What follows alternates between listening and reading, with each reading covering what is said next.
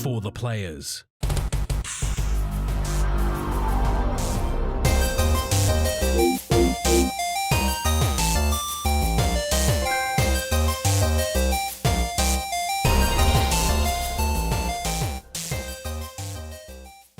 I'm Ryan Betson. I'm Max Cooper. And this is For the Players, the PopCulturists PlayStation Podcast. For 40 years of playing PlayStation and 10 plus years in the game's mini compartment. I want to thank you for joining us in this PlayStation conversation. This PlayStation conversation happens every Monday morning at 8 a.m. on podcast services, including Apple Podcasts and Spotify, and 9 a.m. on those YouTubes. If you'd like to take part in future conversations with us, come and check out our socials. Facebook, Discord, Instagram, and the website formerly known as Twitter. All of those links can be found in the description below. If you want to join the conversation as it happens, head over to twitch.tv/popculturists. We can watch us record the show live. We can jump in the chat and become part of the show. If you want to support the show, you can. Tell your friends, tell your family about this PlayStation pod. If you are listening on podcast service, be sure to give us a 5-star rating and a written review. If you watch us on YouTube, be sure to like, subscribe, leave a comment below. I endeavor to answer every single comment.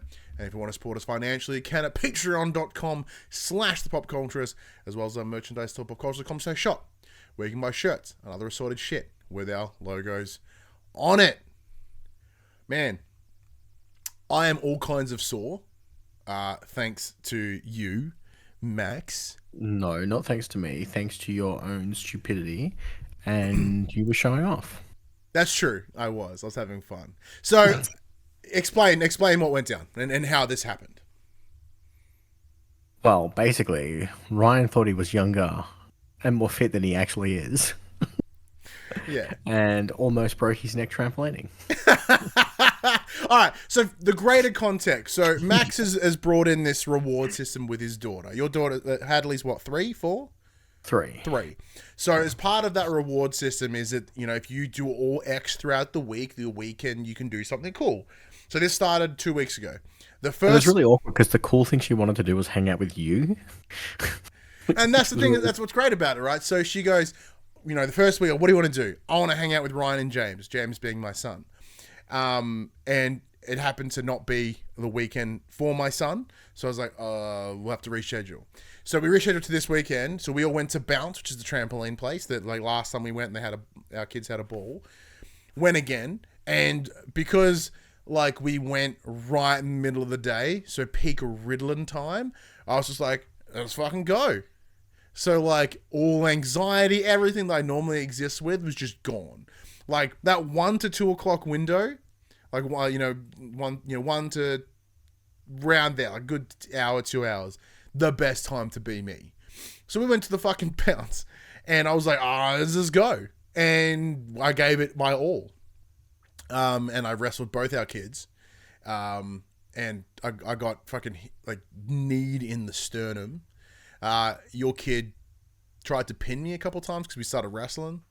Because my son, it was like the normally it's the, you know, one person per trampoline rule, but the security guards or the lifesavers, whatever the fuck they are for Bounce, were 2 young girls, no more older than like 16, and they were just having the conversation off the side. They didn't give a flying fuck what was going on. I also think they realized that they had like 30,000 people for like 10 trampolines. Yes, they just gave up. So it's kind of let's do whatever we want. So that was cool. And then out of funsies, I was trying to do front flips again because my sons can do them. And I was like, so I can do them. I can't. And I was like, what if I do this? So I decided to randomly see whether I could do a Swanton Bomb, which is one of Jeff Hardy's finishes. So it's the idea, it's a front flip. But as you flip, let's just do this. So you flip and then you hang like a little bit with your face down, and at the last second you pull in and you hit your so your upper shoulders is how you take the bump. And I was like, I want to see if I can do this for funsies, and I could. I'm like, I want to see how many times. Like everyone was like, oh, that's actually really fun because like that hang time when you just look straight down at the trampoline is fucking scary and fun at the same time. And then you duck at that last second, you land well, it's fine. Tons of fun. Really, really fun. So I did that a stack. That part didn't hurt me. Like everything else did. Like all the jumping, like my hip joints are on fire. Yeah, trampolines are fun. Very, very fun. Yeah. You didn't go as hard. Like last time we went, you went a bit harder. Well, like I said yesterday, I have a gigantic split down my heel, and it's very fucking sore. So jumping not ideal. Because I went jumping the previous weekend because you weren't available.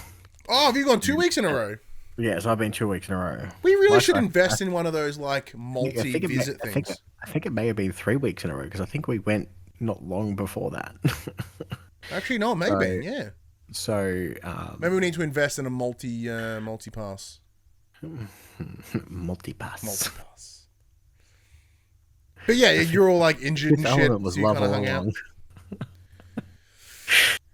Yeah, it was really good fun though. Like my kid, he like went for dinner, demolished because he used up all his energy, and then he went to bed and he passed out like something fierce. It was great. How was baking? Baking, oh yeah, that was lovely. So so as I mentioned last, was it 2 weeks ago? My partner Phoebe met my son for the first time. And he kindly was like, I want to hang out with Phoebe again. I'm like, all right, cool. Can she come to bounce with us? Yeah, of course she can. She's not going to jump because her back's all jacked up, but she'll come. So she came, and that was great. And then the two of them made, and myself, we made cupcakes together. Then she stayed for dinner. We had some pasta, and then we watched the first half of Into the Spider-Verse. So they're getting along like a house on fire. It's incredible. It's great. It's actually super easy. Like, it's incredibly easy, which makes it even better. Like, there's like no resistance, no fight, nothing. He's already like hook, line, and sinker. He's a big fan. Like, they were playing VR together because we'll talk about that and what games that we've been playing. Yeah, like it's so easy.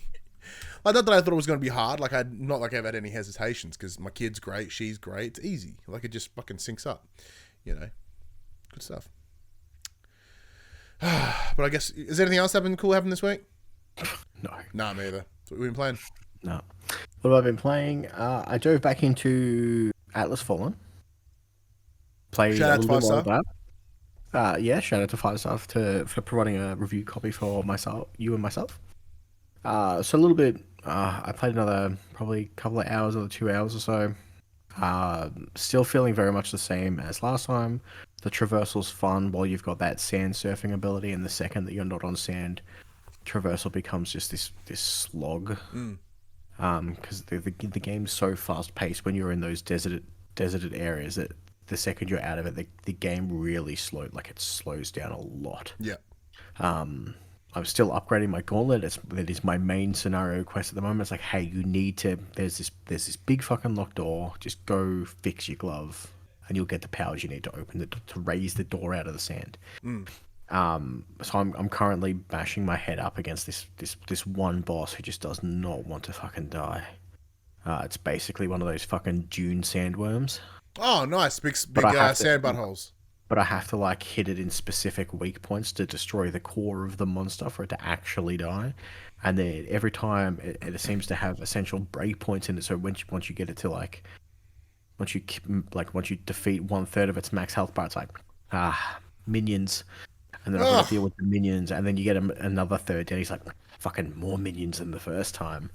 And that's when I die. And then that risk reward of like, if you actually do good at the game, like you boost everyone with your gauntlet, it actually works against you. That's what it does. It lures you into this false sense of security where it's a one-on-one fight. You max out your fucking momentum bar, and then he's like, there's 10 more dudes here now to smack the fucking shit out of you. And then you don't want to like, I guess I'll just take a hit to bring it down. No, because you're going to get fucked. Yeah. So that's where I'm at with that at the moment. The story still, for now, is lacking something. I don't know what it is, but it's not pulling me. Yeah, and like for me, like, in the experiences that I've had with it is like, it's the performance. It's the story. Like for me, it's lacking, right? And like, being not a big gameplay person, like what brings me forward is story, hence why I love PlayStation's first party games as much as I do, because like that's what they're built on. Their bread and butter is really good story, and like I don't give a flying shit about any of these characters, any of the story, and like unless it picks up, and like I haven't seen it yet. A lot of the quests at the moment are the very tedious fetch quests, and my understanding is that when you play multiplayer, it's untethered multiplayer with shared loot, so you could go to point A while I'm heading towards point B type thing. So it lowers that that arduous task of going from A to B to C. Yeah. Yeah. So Well, we we'll haven't have to played try, it in multi yet, have we? we'll have to try it out in multi. Yeah. I think that may alleviate a lot of the grievances that I'm currently experiencing with the game. Very likely. Very likely. Other than that, more Baldur's Gate 3. How are you going with it now? Because like I am so incredibly tempted by Baldur's Gate, right? For two reasons. One, it's coming to PlayStation. Tick. I didn't realize, like, we were discussing like how D&D it was. I'm like, brilliant.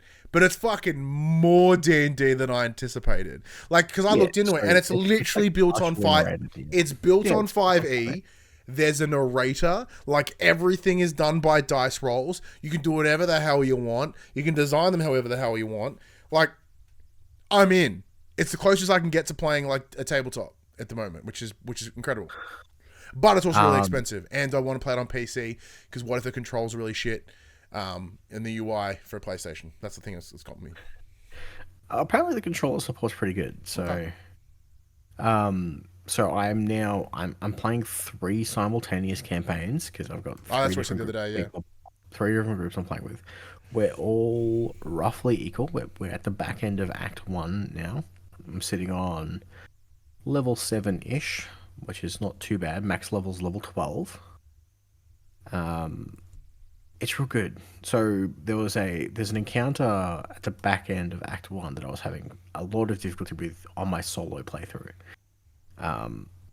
And you know the combat is turn-based tactic gameplay, similar to that of if you were playing actual D&D.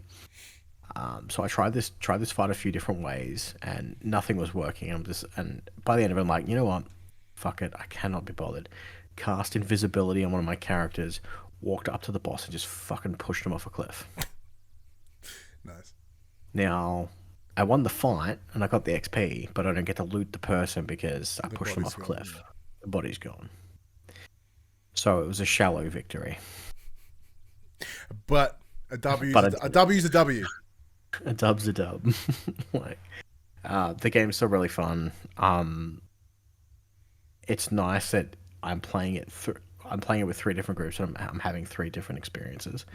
Because with each group, MGB in the chat just says Sparta kick. For most of Is that what went down? It's like no, I literally just shoved. Just would have been really awkward if she made her save. It's like, well. But yeah, having 3 different experiences, because I think I was saying this last week. We're playing with whoever's leading the dialogue it's their call. They're role playing it how they would role play it. So,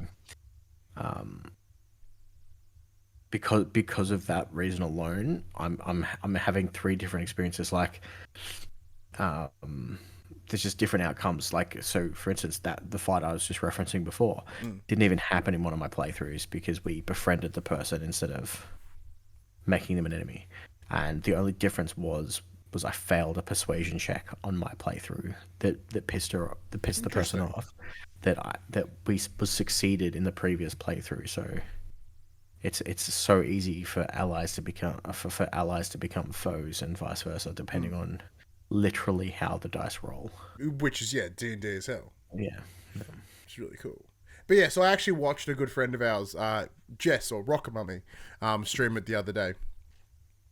And I was like, okay. Because actually seeing it in gameplay, I was like, okay, cool. I'm envisioning how this is working, how these would work. And then I found some video on Twitter of like them unboxing the collector's edition. And I'm like, this collector's edition is fucking incredible. The collector's edition's so good. And it's like, it has full-blown character sheets in it. And the statue's dope. And it turns out I have those character sheets because I pre-ordered because I bought the game in early access. Yeah. Part of the digital deluxe edition is you get PDF files of those. Oh shit! So I have those character sheets to print out, which is rad. Put them around some nice parchment. Get them framed. Put them on those lovely shelves behind you. So yeah, it's pretty rad. I'm really enjoying it. It's scratching that itch of because I've wanted to get back into D&D for a very long time. But it's so hard organizing it and putting it together and then someone has to essentially be the DM who gets to, in a way, kind of miss out on the fun to a degree, because no one ever wants to DM. I've DM'd a couple times, but like not fantasy, and I find it quite fun. But only when I know or care about the source material. Like if we were to play, like if you wanted to play a tabletop, I can play. We can play some tabletop. No promises it'll be D&D, because I find fantasy most of the time kind of boring. If you wanted something outside of that, I'm in. Yeah. But it's been a fun way to scratch that itch. I feel that, because like the game that I've been playing this week has totally scratched an itch for me. Yeah, sorry about that. Oh yeah. So last week, Max goes to me, "Hey, have you heard about this game? It's called Palia." And I'm like, "What the fuck's a Palia?" And he goes, "It's essentially Stardew Valley, the MMO." And I responded with, "You what?" And he goes, "Check it out." So I did. And it has consumed me this whole week. So for those that may be coming new to the show, hi, how you going? I love farming games. Love them. And the thing that always makes me happy about farming games is weirdly the grind of looking after my farm. So what is an MMO if nothing but the grind? And the grind is a farm. Fucking ticks all the boxes. So much so that like I've been playing it before work. I think that I work from home, so it's really great. So I play it before work, play it on my lunch break, play it for a little bit after work, and then you want to know? Okay, this is how you know a game's got me, because I never do this. What do you think I do, Max, when I'm working? It's a PG rated show. I don't think I can say. You're working. No. If this game is consuming me this much, what would I be doing while I'm working from home? Oh, you're clearly watching YouTube tutorial videos. I am watching my friend Jerdman stream it all day.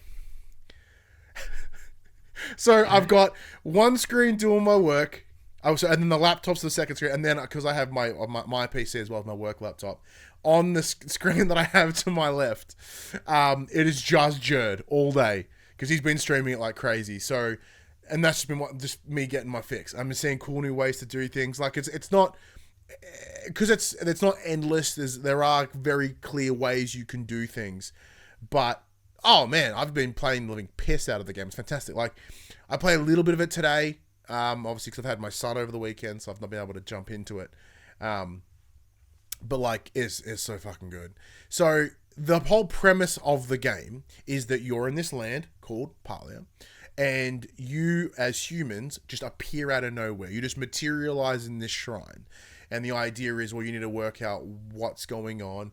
You get allocated this little like nook of the world to build your little homestead, your farm, and it's cool. And all the characters are cool, like purple people with ears, and very cool art design, and interesting characters, and sort of personalities, which is really, really fun. The world is dope to explore. Has a real kind of, it feels like Stardew Valley without the combat, which in turn feels like my time at Porsche.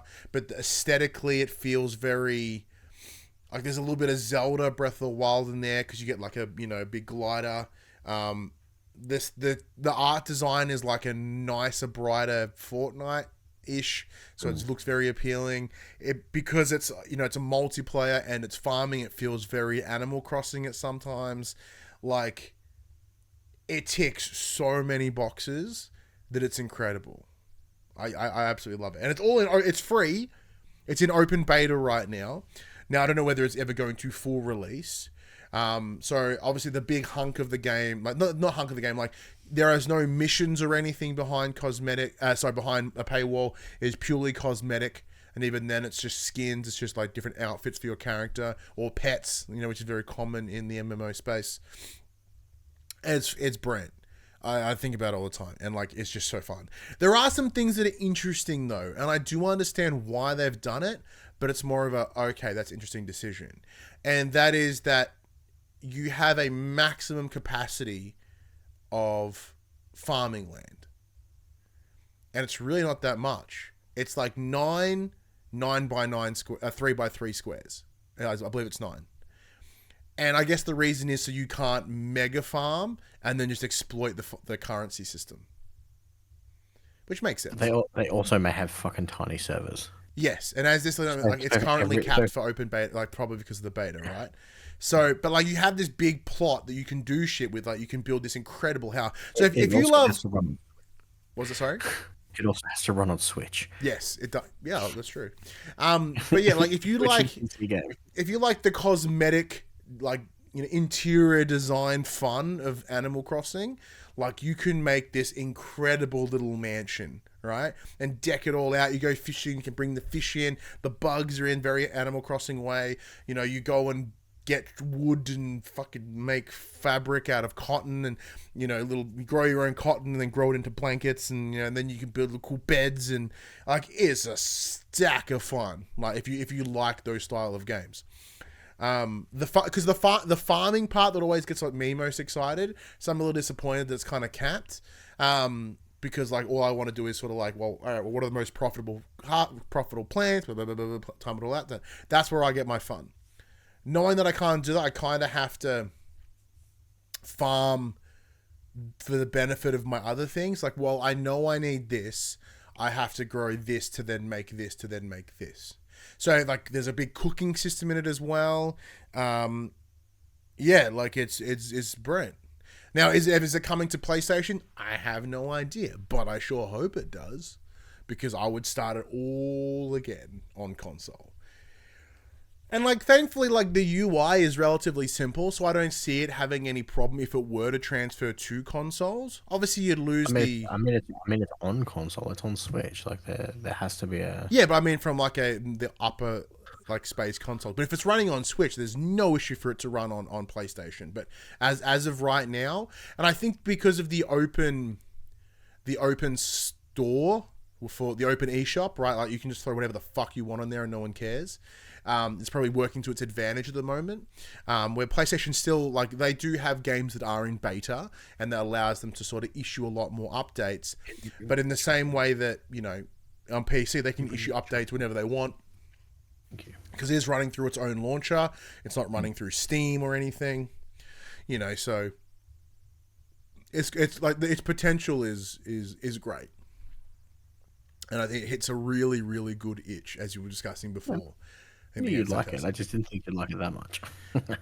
Well, look, I said, like, I have had, run-ins with MMOs before. Like, I'd never dived into, like, obviously not being a big Final Fantasy guy. Final Fantasy never won me over. I tried to have a go of, is it Chocky Milk? Yes. Oh, that's some good. I love a good Chocky Milk. Everyone's good Chocky Milk.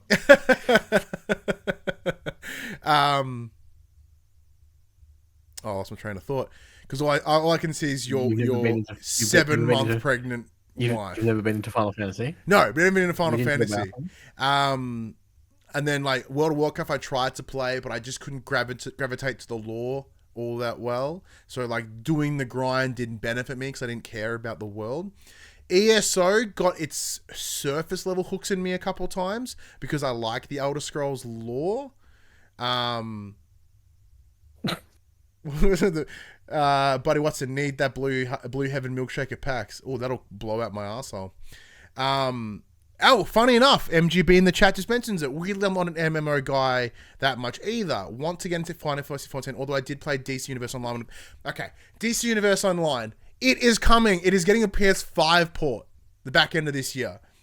That is the first MMO to ever grab me. Like, so much so that the plasma TV I used to play my PS3 on burned in my hotbar.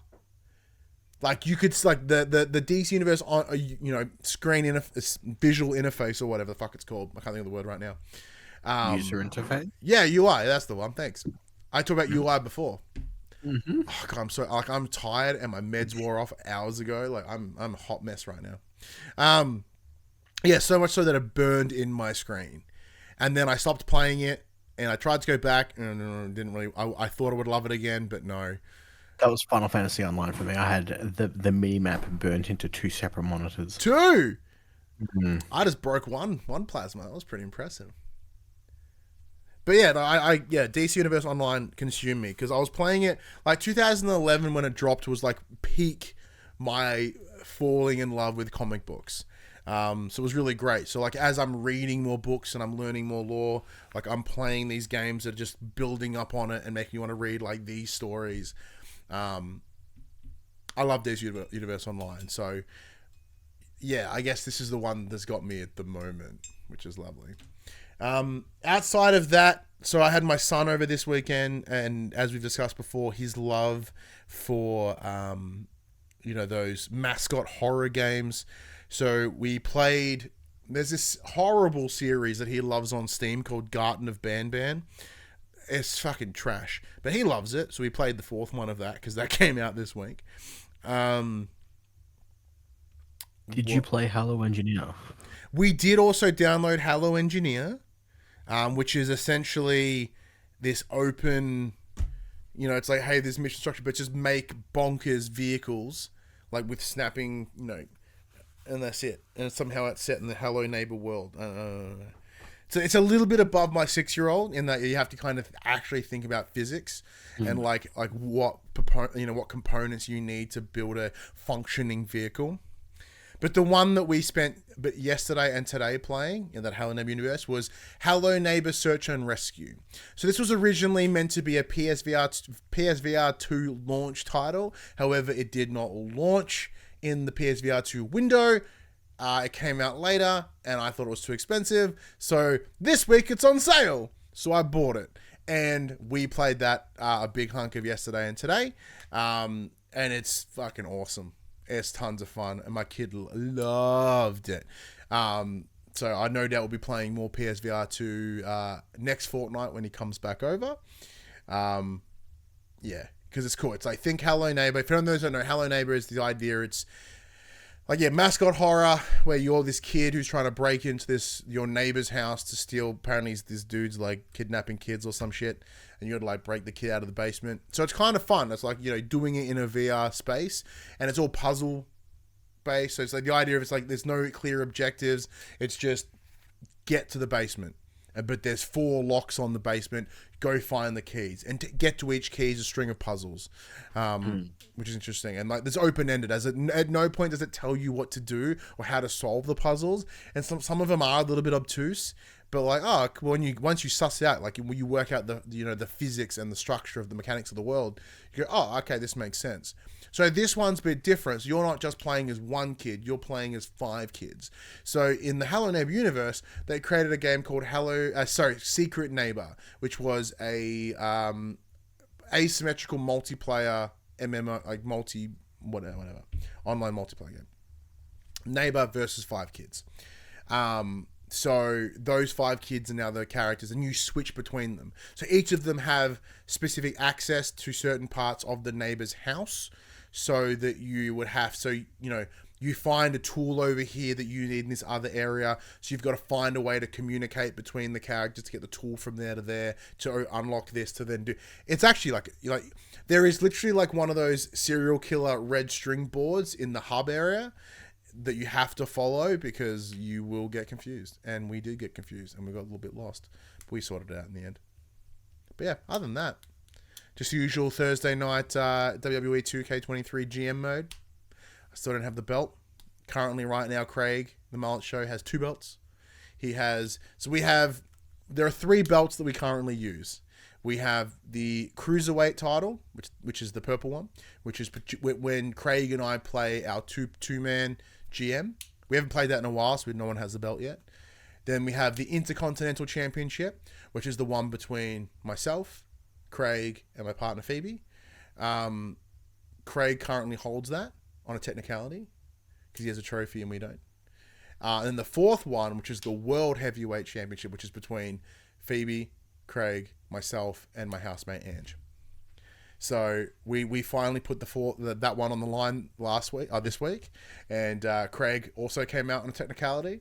So because he technically won, and no, the technicality is I don't think The other one, he doesn't have more fans because it's based on fans and money, right? But if you happen to have a Hall of Fame trophy, it bumps you to the front of the list.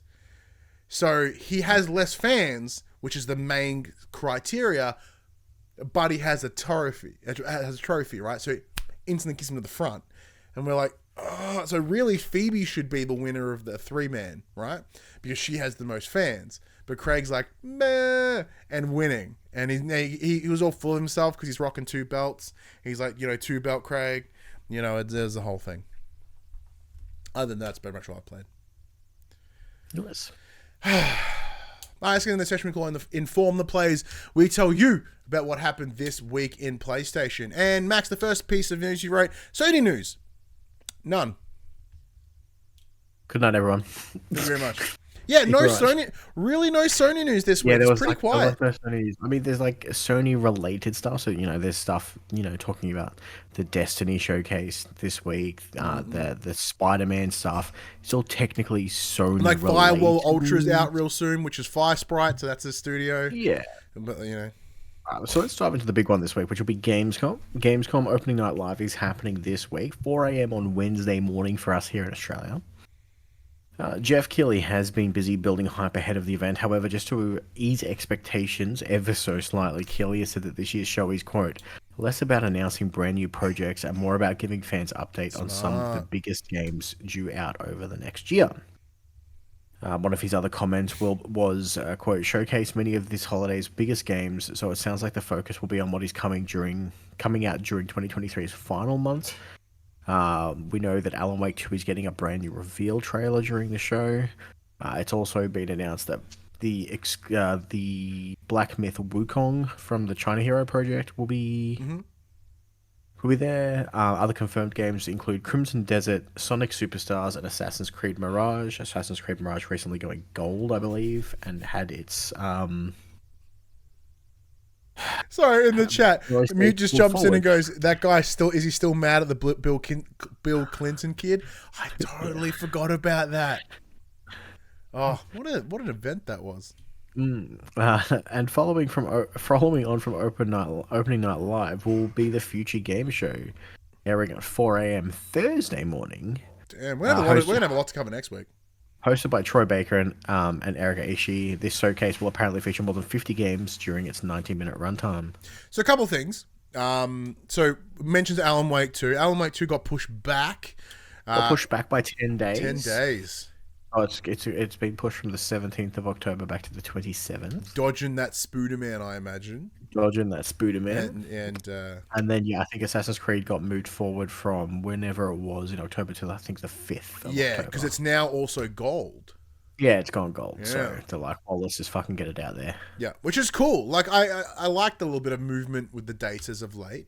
I really like Jeff Keighley prefacing that, like, hey, this is just updates, which I kind of appreciate. Because we have come to expect a lot of world first exclusive content dropping. I guess this means Kojima's not coming with Death Stranding 2. Well, no, that would technically consider an update. Would it? Yeah. Well, the game it's announced. The game is announced. Therefore, anything that comes from now would be an update. True, I guess. Yeah. So, if you want to find a way to sort of get Kojima in there, that is how you get around it. And he's been a little bit active on Twitter at the moment, talking about editing trailers and shit. So, like, it wouldn't surprise me if we see one here. 20-minute trailer at the back end of opening live. Like, I sit here and I'm wondering to myself, like, oh, what am I expecting to come out of this? And I don't have an answer for you. I really don't. Because... like, I just can't, like, also end of my day brain, ADHD brain fuzzies. I mean, we're probably going to see a little bit of it'd be probably safe to say we might see more Spider-Man stuff. Well, that's the thing. So MGB in the chat did mention, he goes, Sony being very quiet before Gamescom. So have they come out and said they're not doing anything? I mean, to be fair, Sony's always quiet all the fucking time. Yeah, so. Yeah. Like, their track record is just don't say shit. So, like... I think the only way that they would be involved here would be if it's Spider-Man or if it's Death Stranding. But even then, there's no confirmation that Death Stranding is exclusive either. Like, PlayStation technically own the IP, I believe, or publishing rights, which they then allowed off for 505 to bring it to PC. And Xbox. But there's some little asterisks there of Sony's involvement that I can't think off the top of my head right now. Downside of recording at 8:30 on a Sunday night. But there's nothing that's jumping out at me. Like even from an Xbox space, right? It's pretty quiet. Like we might get we might even, because we kind of just got a reveal trailer for Modern Warfare 3. Like unless they want to expand on it. There will definitely be some Modern Warfare 3 shit. Yeah, if they want to expand, maybe because I know that you're all like, did you put it in here at all? Well, no, it wasn't. There wasn't that much information. Okay, there was like a short teaser trailer about zombies being like a fucking open world map style. It sounds very much like what the rumors were true. The rumors are true that it's DLC for Modern Warfare 2. What they completely they're repurposing all the old maps. Yeah, they're literally like, this is Modern Warfare 3, featuring all the original Modern Warfare 2 maps. I'm like, what the fuck? But for Valor, it's pretty fucking cool, though. Don't call it Modern Warfare 3 if you're giving us Modern Warfare 2 multiplayer, you bastards. Welcome to the downside of ever-expanding development cycles, but still demanding a yearly release schedule.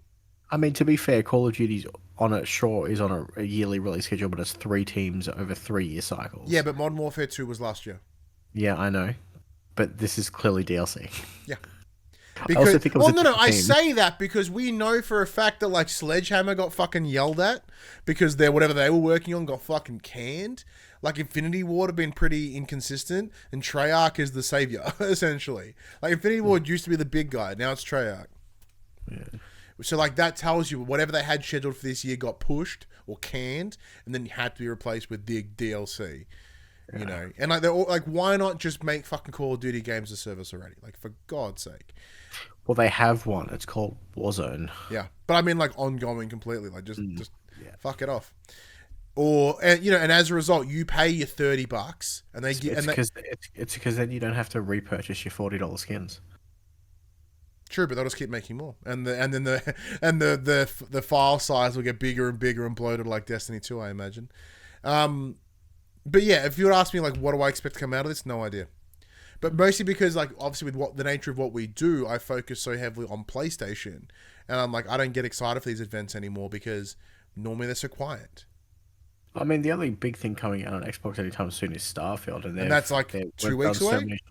We've done so many showcases, and I know there's a few. I think it was IGN posted on Twitter earlier today that their review will be ready on the 31st of August. I think it was. Yeah, so like review copies are out in the wild. Like we do know people have them. I think reviews must be right around the corner if IGN are announcing that. So yeah, so essentially what had happened, and this is becoming standard across different companies, is that they will give you the review copy, and they'll have a series of different embargoes, whether it be there is obviously the review embargo, which is the day the review goes live. You could normally have a preview or impressions embargo, which is like, well, you can't talk about anything past this or these points. But they've also recently started bringing in social media embargoes, and the idea being that as per this date, you can say that you have it. And what the review embargo is. So it tends to be whenever there's these bigger games, it's almost like a hype builder, and it lets people know that it's out there, because normally people just go hush hush until the review embargo, right? But they've recently realized of like social media buzz, if you go, well, we know people have it, you go, oh my god, and then they go, well, you can get information about it on this day. They go, oh my god, and like it got me, because like, are you gonna play it? It's already pre-installed on my console, ready to go. Oh, I'm gonna play it on obviously in all its fucking 30 frames per second glory. Why don't you play it on your PC? I'm gonna re-download it on PC when I have. Yeah. I mean, it depends on if I like it. We'll see what happens. Well, as in, because is it on PC Games Pass? Yeah, I believe so. Yeah, just do that. If you have Ultimate, you get PC Game Pass. Yeah, so I'm just gonna do that. I am just gonna like. I'm gonna play it, and I imagine when it drops, the PlayStation Podcast, we play Starfield, because I'm weirdly keen for it. Like, and admittedly, that little twinkle twinkle of these little as what Buddy in the chat refers to as the influencer embargo for movies is where they go, hey, here's, because if it's a bit different in the movie space because they're smart. They get influencers that they have a different review embargo because they know influencers going to jerk the fucking movie's dick, right? Because like back in my day of when I used to review movies, one of the individuals that I used to do that with, like he was notorious for just loving. He either loved movies or hated movies, right? So like, yeah, Like even his yeah. There are Xbox. Oh yeah, there's the Xbox ambassadors. Oh yeah. Well, there you go. Once again, because PlayStation doesn't have them, I forgot about them. And there's a whole thing. I remember that whole thing about the ambassadors semi-recently. People that we know in the space. But yeah. So like, I'm itching for Starfield. I think it will be cool. I hope it does well. I really do hope it does well. I'm not, Yeah, see the problem that the fear that I have is that like it is essentially fancy Starfield. Fancy No Man's Sky. However, like No Man's Sky, you can wrap a bunch of shit on it all you want. It's older space. Yeah, but the core gameplay system of of No Man's Sky wasn't very good. So like you can build bases, okay. But like the core gameplay still sucked bum. It's alright. There's more No Man's Sky news later in the show. Why just cut towards that now? Because I accidentally did that. I really don't intend to do that. It's under the heading of I'm still standing. Yeah, cool. There you go. Accident. Like I did want. Like I knew that news piece was coming, but I forgot, and I was talking about Starfield. All right, so here's your No Man's Sky stuff. So No Man's Sky's Hello Games, massively successful sci-fi sandbox, celebrates its 7th anniversary this month, where we were all collectively apathetic and disappointed. What a time! What a time to be alive. It goes without saying. Who's fucking bleeping and blooping at me? Not me. Fucking goddamn Joel. It goes without saying that the game has changed and improved immeasurably since its launch in 2016. Looking back on that journey, the developer has put together a video ending with a tease for what's next. A quick run through. Each major update is punctuated by a teaser for Echoes, the next big thing for No Man's Sky. Unfortunately, there are no details on what it brings to the galactic table, but we'll apparently learn more next week. Gamescom? Maybe. Sean Murray, founder of Hello Games and speaker of Garbage, is reflective in his statement accompanying the video. He says, quote, why did I let him speak? Can't describe what it felt like, end quote, when players began exploring No Man's Sky at launch. I imagine it was pretty fucking horrifying because he realized that he said so much nonsense and couldn't back it up. Quote, it was already the culmination of 5 previous years of very hard work for our tiny team, end quote. Murray says, adding that the team size pre-launch peaked at 15. Quote, I've been working on this game for nearly a third of my life, and it's been more successful than we have ever planned or dreamed, he says. It hasn't always been easy, but the thing that has been our guiding star throughout has been the players and the community. Murray says there's, quote, still a lot we want to try, so much we are all still excited for. And again, points to Echoes as the next big step. Our journey continues. Thank you so much for your support. So this is the thing. It's been 7 years. The game made an unreasonable fucking amount of sales at the start. Because Buddy in the chat does ask the question, who is funding this studio? All their content add-ons are free. Are they selling that many copies?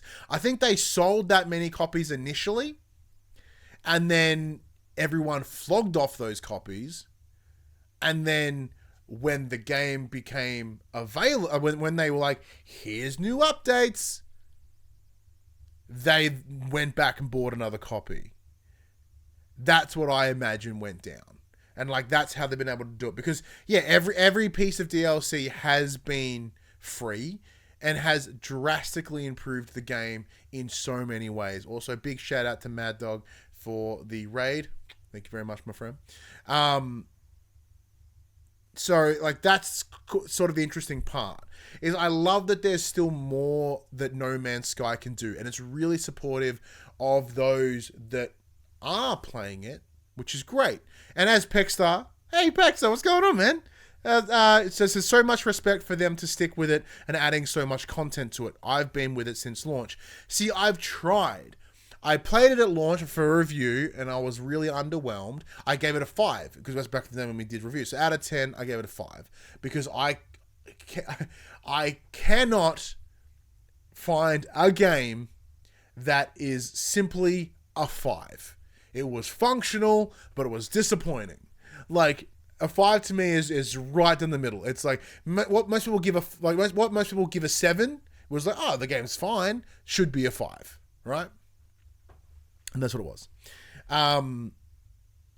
When I first played it, because like the problem is the core gameplay loop, which is laser shit, put it in a truck, put it in your space thing, fly to another thing, go laser some more things, and then like the grind of it wasn't fun. The worlds weren't unique enough to be engaging for a cycle like that, for a gameplay like churn like that. It just didn't land. And then you would go to all these planets, and they would, because of the nature of, it really felt like, well, we have 16 different heads, we have 12 different heads. Also, Rocker Mummy, thank you for resubscribing for 1 month at tier 1. I was shouting out to Rocker Mummy before, because as she was playing Baldur's Gate 3, and that kind of has sold me on the game a little bit. So like I wanted to like it. I went back when you could do like cool space battles and shit, but then you got to remember that you have to do the boring skeleton of the game to go do the cool space shit. And I instantly checked out again. What was your No Man's Sky's experience, Max? Because I've been talking for like 25 minutes. I played it to completion the first time. I made it to the center of the fucking universe. I had that go. Okay, that's me done. It was fine. I believe I re-rolled my campaign a few times, because it's like, because of its random generation, the first 3 times I booted up the game, it spawned me on a fucking poisonous world, and I couldn't do anything. I'm like, well, this is bullshit. But yeah, back then it was very bare bones. I did go back recently when they added the multiplayer component to it, but it is still very much that core loop. And if you didn't enjoy that core loop, then there's not much. Like, it was a lot. It contained everything I hate about farming games. I love farming. I went on this tirade about why I love farming games, and in its worst possible form. Yeah. So yeah, it wasn't doing it for me. Because the problem that it had like unreasonable. It was like, you need 45,000 of it. I'm exaggerating, but it's like, you need, just to fucking function the laser that you're using to get things. It needs its own fuel. I'm also not a huge fan of like survival games. Yeah. Like, if I have to manage my fucking O2 levels and my water and I'm just like, I can't be bothered. I just want to explore and do cool shit. Don't tether me to my fucking ship and not let me go anywhere. Like, I love spreadsheets, but like, even that's too much for me as well. But like, the other thing as well, like, they built in this whole system that's like, let's do base building. I'm like, why? Your entire game is about not hanging out at the same place for too long. Why would I build anything? Pardon me, unless you randomly generate a planet with all the right shit on it, which is unlikely, I'm going to fuck off this planet. I'm going to get what I need and bounce. Yeah. Either way, but yeah. Shout out to them for still going, by the way. You can tell, like, even after 7 years, I'm still a little butthurt. Well, speaking about fans and being butthurt, let's talk about the Destiny showcase that's coming out this week. Yes. That's a good transition. Well done. Bungie's been in some pretty hot water over their for the last couple of weeks with their fan base. Mm-hmm. Their state of the game that came out, I think it was like 2 weeks ago, was an absolute shit show. So yeah, let's talk to Bungie showcase. So Bungie has announced that it'll be hosting its annual Destiny 2 showcase next week on the 22nd of August. I believe it airs at 2 a.m. on the following day for us. I think it's Wednesday morning for us this Gross. week. You'll be awake. Will you be watching it at work? I will be watching at work. Nerd. It will feature fresh information on the final shape, the shooter's next expansion, which and final expansion. Season 22 of the game that is the next reprised raid and quote more. So following the release of Lightfall back in February. Wow, was that in Feb? Yeah. Wow. Which seemed to divide opinion on its own. Bungie has struggled to keep a lot of its players on side, with some decisions on playable content and the game structure being quite heavily criticized by parts of the community. So, pardon me, I've always been a huge Destiny fan, massive Destiny fan. It is your second wife, as you've said before. Well, not anymore. We're divorced currently. Are you currently separated? We're taking a Ross and Rachel break. I think Baldur's Gate is one you think of. I played the base campaign. It's like Destiny 2 Rachel in this scenario. She's like, there's no such thing as breaks. Yeah. And you're like, I was on a break. I was allowed to go play Baldur's Gate. You said it was cool. Yeah, I haven't been back since the launch of Lightfall. I finished it and went, this is pretty meh. And I have not been back. Wow. Every couple of weeks, I get a message from my mate who plays. He's like, "You coming back soon?" I'm like, "I don't know. They're changing it." He's like, "Nah, not really." I'm like, "What's the point?" I'll come back and do the reprise raid because I have a feeling it's going to be Crota from Destiny 1. So it's fun. I'll come back for that. They've lined me up to do a day one raid with a raid group. So I'm like, cool. Let's. Assuming that child number 2 is not here by that date, I'm down.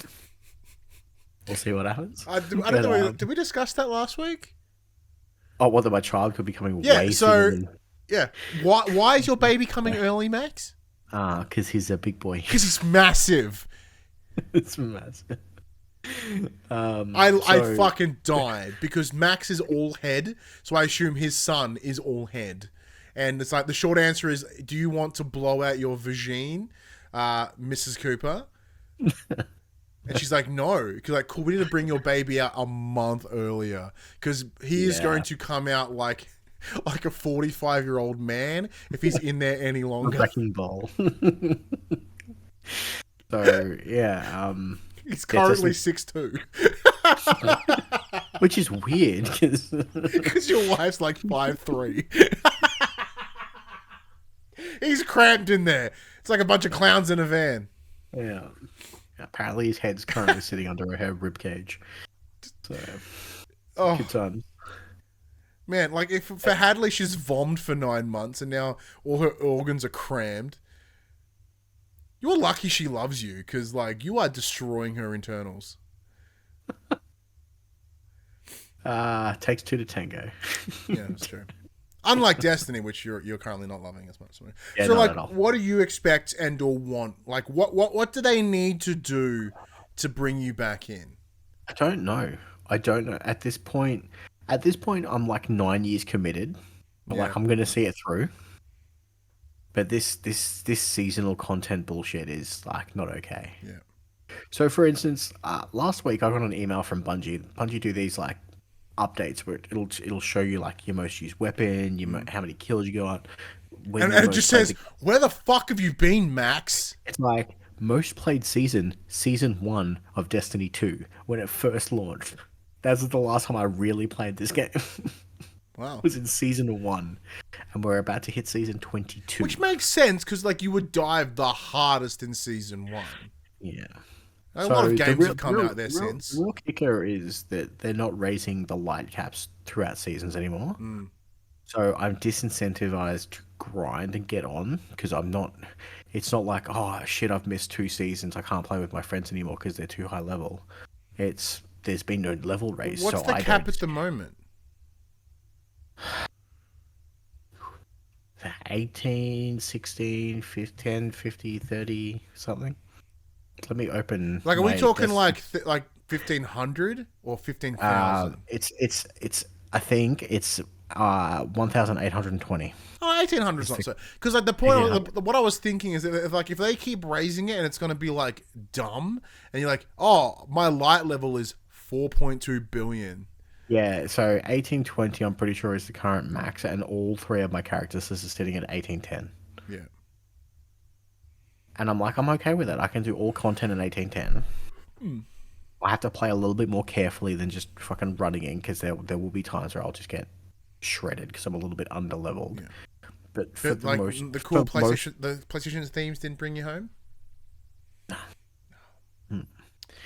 It's gone weird. A lot of the outcry is like, you guys just made a buttload of money from Sony when they purchased you, and all of a sudden, all the content that we were getting for free on a seasonal basis is now behind a paywall of their in-game currency, silver, that you have to purchase because it's a premium currency.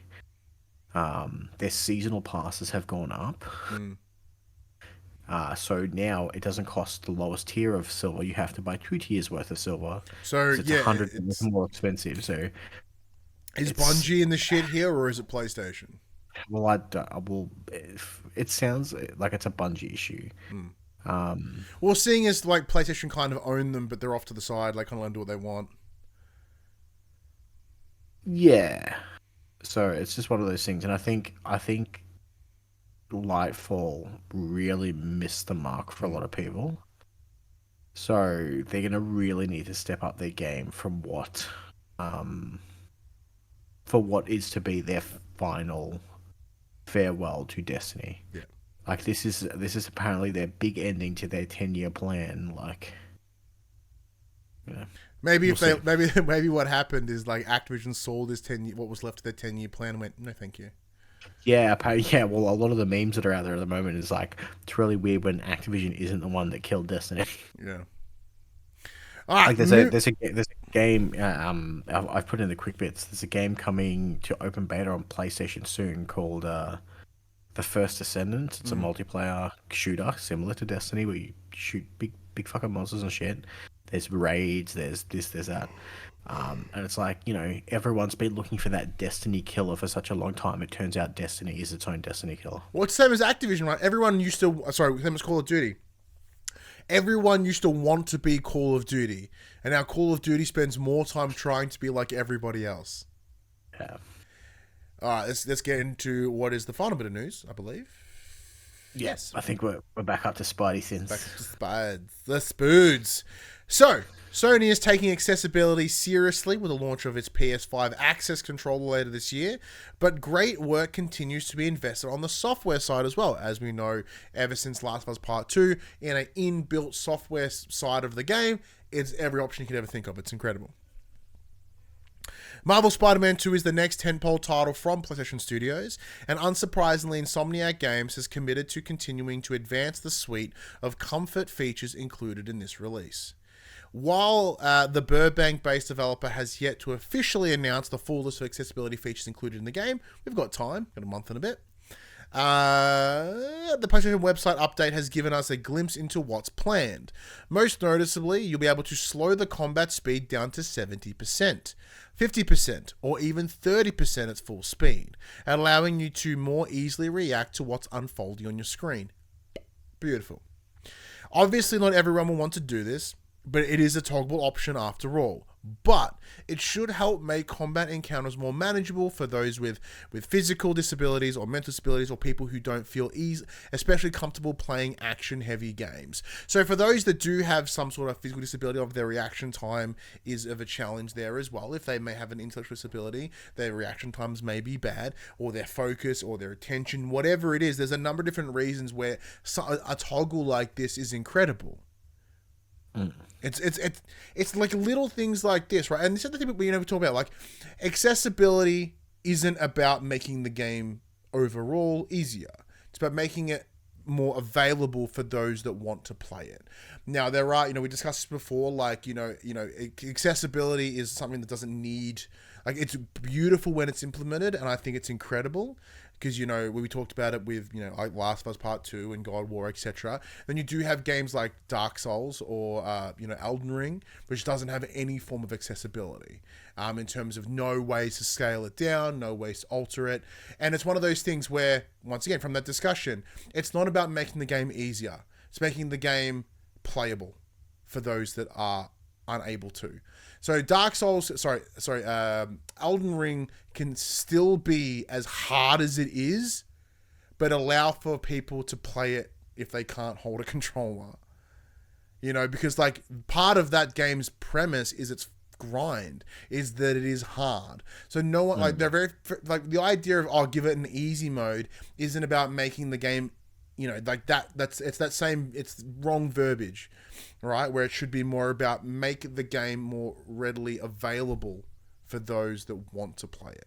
So Final Fantasy 16 did this recently in an interesting way. So there are a few items in game that will essentially ease the player into some of the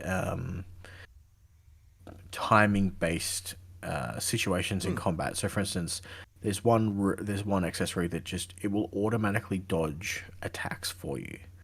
So if you don't have that freedom of movement to be able to like see something coming and react in time, like, hey, we'll do this for you. Another one was it would automatically use potions when allies' health or your own health got too low. So if you're so focused on essentially staying alive in combat and you're not watching your health bar, it would be like, hey, here's the top up that you need, and you can keep going. It doesn't interrupt the flow of the game. It's just that little bit of extra help of if you're so fixated on what you're doing that you're missing an important thing over here and you're looking here. It just helps you out a little bit by doing that. So in the chat, MGB jumps in and they've said, personally, as someone who's semi-vision impaired and on the spectrum, they use the term autistic, but like that's, you know, those that aren't in that spectrum, it's not the nicest thing to say, but as they are, they're welcome to, they can say whatever they want, it's their word. While I don't use these settings, I'm glad they are a thing for those who need them. And auto dodge and auto potions, that sounds great. See, like, so for those, you know, may remember, like my previous job was literally using games to assist those that are neurodiverse, have disabilities, to, you know, help understand themselves, the world around them, and reconnect with the community. So things like this, so I understand how important accessibility is, because it's what I lived and breathed for 5 years, you know, until I was made redundant. If I didn't get made redundant, I'd still be there now, and I would still be fighting the fight. So these little things is what makes the difference. And it's the option to do so. It doesn't, like, it's people go, ooh, but no, it doesn't change your experience of the game. You can play it however the fuck you like. No one's telling you to use those settings. No one's telling the individuals that need them to use the settings either. But the choice is there if they want to. Because if you don't have the dexterity to do a QTE, make it a hold. That's accessibility. It's a little consideration for those little details. And, you know, even as, you know, as MGB mentioned, someone that is, you know, vision impaired, or someone that is colorblind. Like, if you can find a way to contrast the colors to assist someone that may be red, green, blue, you know, colorblind. Like, I myself am like blue, green colorblind. Like, not a lot, but like enough to fuck with me. You know what I mean? So like, I don't need accessibility setting, but if my vision, you know, my vision was worse, I would want something, right? Or even be able to play it for younger. Like my son's 6 now. Thankfully, he just grinded Spider-Man hard enough to know how to fucking kill it in that game. But like, if we could tweak it down a little bit, he would have engaged it in it quicker, and then we would have been able to crank those settings away, and he would have been all right.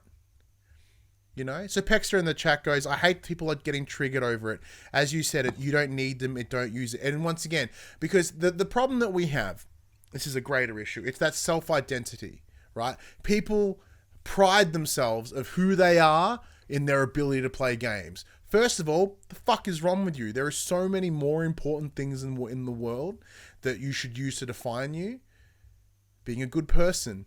Maybe having empathy for someone that isn't you. That might be something that is more endearing then I'm really good at Dark Souls, right? I'm proud of the fact that I beat Elden Ring blindfolded on a DDR mat. Fuck you. Well, shout out to you. You can do that. Well done. For some people, for normal people, normal people, quote unquote, like that is unachievable. So imagine if you're someone that does, like I'm neurodiverse as fuck, but like mine doesn't impact me in that skill set. Yeah. But imagine if you're someone that's physically disabled or has physical health, physical challenges or whatever. That gap for you to go and do it with like this, that makes that game seem utterly impossible. You know what I mean? Yeah.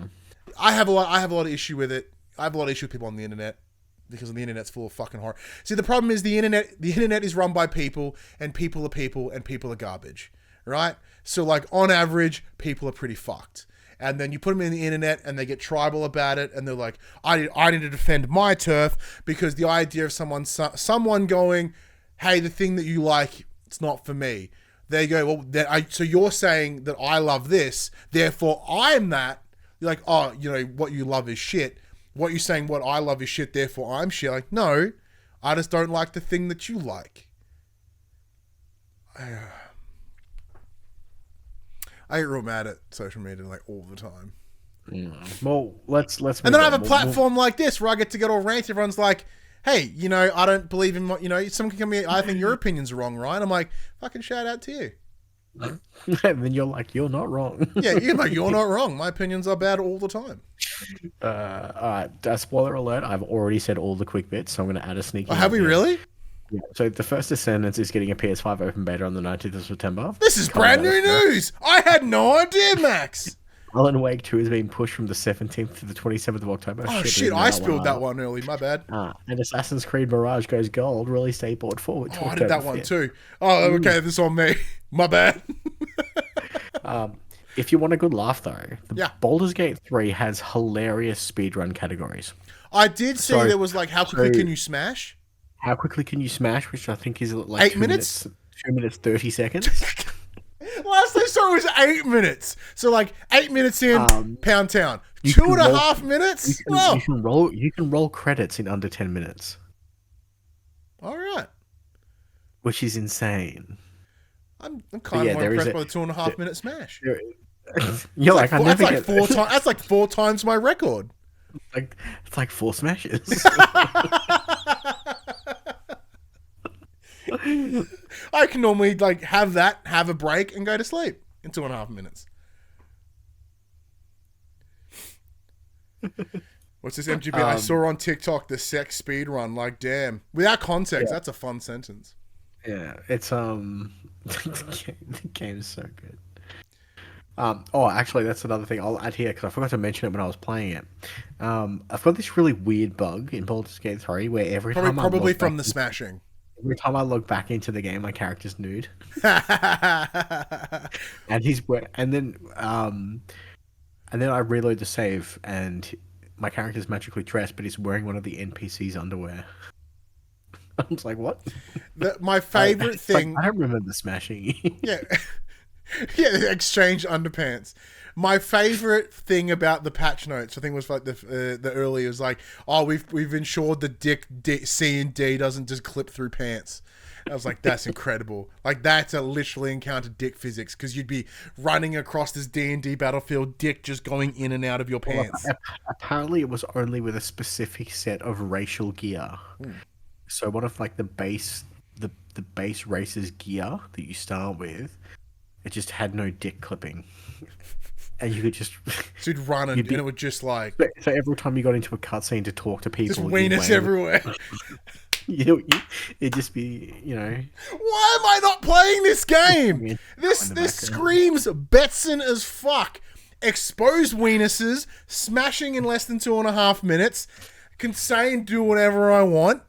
Dice rolling. Farming, I imagine, at some point. You really need to play it better. Cool. Well, as I said at the start of the show, Rocker, you were the one that kind of inspired me. Like, it ticked all my boxes, and then I saw you play it, and I was like, oh, I got to jump on it. But I spent my money this week on games for my son. So either I'm a good or bad parent, I don't know yet, but I want to play. It depends on the games. Yeah. Knowing what he's been playing, bad. Not wrong. But things. And that I don't he know could who be to harass to get a playing code, otherwise I'd just do that. But things he could be playing soon are. Oh, yeah, here are games that are coming up soon, and my son isn't playing any of these. Upcoming titles: Fort Solis, PS5, August 22. Immortals of Avium, coming to PS5, August 22 also. We previewed that back in the day, thank you to EA. Very super keen for this one. I know you are, like way more than me. Like, I'm keen, but you're like double keen. Smurfs Kart, my son better not want that game. God damn. PS5, PS4, August 22. Rocker in the chat says, oh, I forgot about Immortals. Me too.